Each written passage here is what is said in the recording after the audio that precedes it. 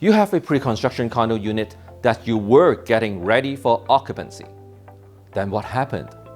I'm sure you received the unavoidable delay letter from the developer, a letter that looks very similar to this one. A strike began on May the 2nd, and the below trades are involved, from tile to hardwood to drywall, pretty much everything related to home construction. So what the heck is going on? To a casual observer, it might seem like construction is going ahead normally, but it's not. It's a mess. What can I say? The head of the Residential Construction Council of Ontario points to large projects like the Well on Front Street downtown, where only a few trades are still on the job. Carpenters were the latest to go on strike just after midnight. 15,000 carpenters in Ontario, out for the first time in 34 years. Last week, crane operators went on strike, joining other trades, like workers responsible for concrete framing. And with rising inflation affecting everyone, building trades are insisting on higher wages at a time when there's already a shortage of workers compared to the amount of construction underway or in the planning stages. We do have that housing supply crisis going on, and it's very real. And the people that are really get hurt the most in all this are the ones that are waiting for their new homes or rental apartments or even social housing. Everything gets delayed. As if it isn't difficult enough to afford a home, expect prices to go even higher. Everything ultimately gets passed on to the home buyer, maybe not immediately in the short term. We're live on Wellington Street, just west of the downtown.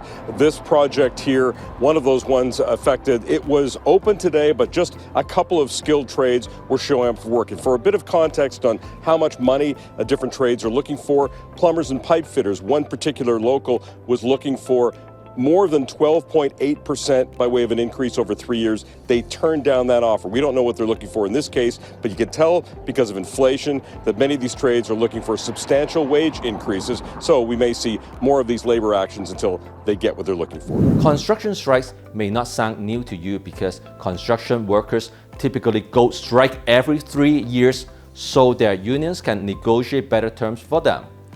This time, it is a little different.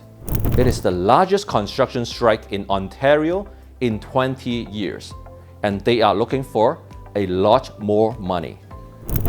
As you just heard, some trades turned down an offer of 12.8% increase over 3 years.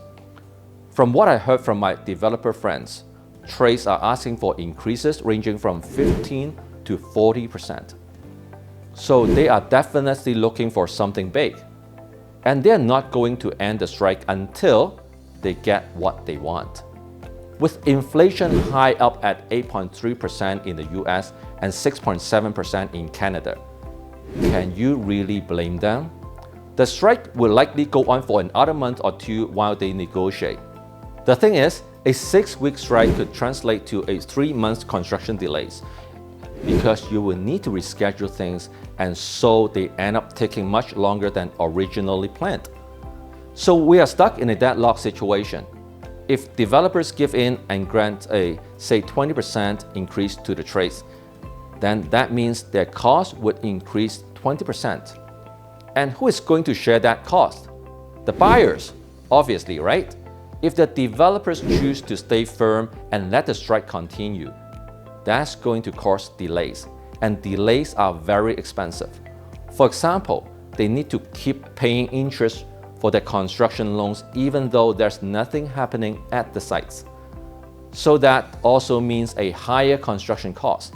And who is going to share that cost? Yes, the buyers. You see, we have no way out. The cost will be going up. Remember when we discussed the government's cooling policies last month? There were both supply-side and demand-side policies. The market is cooled down right now because demand is suppressed by the interest rate hikes. On the supply side, the government had an ambitious plan to double the number of new houses we build every year. With Ontario's biggest construction strike underway, it is definitely going to be a big roadblock to increase supply. Here's the thing. On one hand, the government keeps saying that they want to make housing more affordable. On the other hand, they keep making construction costs higher and higher. Later this year, the development charges in the city of Toronto will increase by 49%. Apparently, the government needs to increase their income as well. And don't forget about the inclusionary zoning policy. It is taking effect on September 18th. For new pre-construction projects, condo developers will have to set aside 5 to 10% of floor space for affordable housing. On its face, the policy is making housing more affordable for lower-income households. But in reality, who is going to pay for the construction cost of those affordable units? No surprise, the buyers. So essentially, the regular buyers will be paying more to subsidize the affordable units. Here's the thing, as Bloomberg puts in, the biggest threat to the global economy in 2022 is not Omicron. It is inflation. And there will be more rate hikes coming along to tame inflation. In terms of the housing market, the rate hikes discourage demands and act as a downward force to push prices down. On the other hand, the massive strike, the 49% increase in development charges, inclusionary zoning policy are all upward forces pushing prices up. You see, there are opposite forces in the market right now, and it just comes down to which direction is stronger. I do think the answer is obvious. And if housing prices continue to go up, who is going to be able to afford them? People who are already holding onto properties. Others may just have to rent. Definitely not an answer that everyone wants to hear. But you know, it is true. If you want to stay on top of the market, make sure you subscribe and hit the bell now.